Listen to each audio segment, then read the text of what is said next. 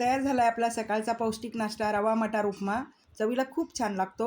नक्की बनवून बघा। आवडल्यास लाईक कमेंट आणि सबस्क्राईब करायला विसरू नका फ्रेंड्स। गुड मॉर्निंग फ्रेंड्स, कसे आहात? आज आपण नाश्त्यासाठी बनवूया मटार उपमा। मटार उपमा बनवण्यासाठी इकडे मी 1 वाटी रवा घेतलेला आहे, 1 वाटी मटार आहे, 1 टोमॅटो कट करून घेतलेला आहे, 1 कांदा कट करून घेतलेला आहे, 2 मिरच्या बारीक कट करून घेतलेल्या आहेत आणि 5 ते 6 काजूचे तुकडे आहेत आणि अर्धी वाटी मी शेंगदाणे घेतलेले आहेत, भाजलेले शेंगदाणे आहेत। आणि उपीट बनवण्यासाठी आपल्याला गरम पाण्याचा वापर करायचा आहे, थंड पाणी बिलकुल वापरायचं नाही। आणि आता आपल्याला फोडणीसाठी तेल, हिरं, फोडणीसाठी आपल्याला तेल आणि जिरं मोहरी लागणार आहे। तुम्ही फोडणी तुपाची केली तरी चालते, खूप छान लागतं तुपानं। सगळ्यात पहिल्यांदा मी आधी पाणी उकळून घेते, 1.5 ग्लास पाणी घालते। पाण्याला उकळी आले, मी खाली काढून घेते।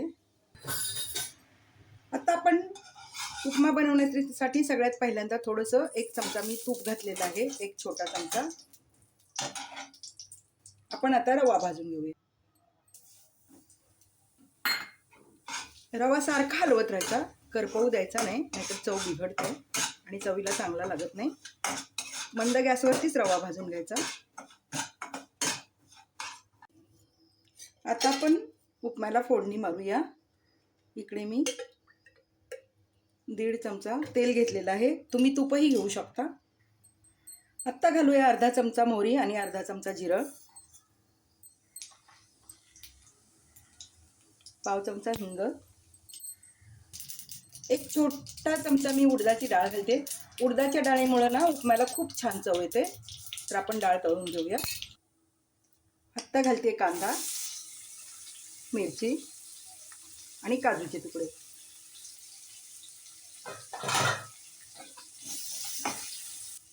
मटार घालूया आणि मटार घातला ना की लगेच झाकण ठेवायचं, मटार अंगावरती उडतो। आता घालते शेंगदाणे, शेंगदाणे भाजलेले आहेत। कांदा छान तळून झालेला आहे, घालते मी टोमॅटो आणि कोथिंबीर। कोथिंबीर तुम्ही वरूनही घालू शकता, आता माझ्याकडे कढीपत्ता नाही आहे, संपलाय, कढीपत्ता पण घालायचा। टोमॅटो मऊ झालेला आहे। आता मी बघा इकडं रव्यावरती साखर घातली आणि चवीप्रमाणे मीठ घातलेलं आहे, अर्धा चमचा छोटा साखर घातलेली आहे। तर ज्या प्रमाणात रवा आहे त्या प्रमाणात तुम्ही मीठ आणि साखर घाला, त्यामुळं रव्याला अप्रतिम चव येते आपल्या उपम्याला। आता रवा घातलाय, छान मिक्स करून घेऊया, 1-2 मिनिट आपण परतून घेऊया। आता आपण घालूया गरम पाणी, गरमच पाणी वापरायचं, उपम्यासाठी गरम पाणी गरजेचं आहे। थंड पाण्यात केला तर रवा फुलत नाही, तर मी गरम पाणी वापरलेलं आहे। आता आपण झाकण ठेवून 5 मिनिटं छान मस्तपैकी शिजवून घेऊया। तयार झालाय आपला अतिशय पौष्टिक आणि चविष्ट मॉर्निंग ब्रेकफास्ट मटार रवा उपीट। तयार झालाय आपला मॉर्निंग ब्रेकफास्ट रवा मटार उपीट।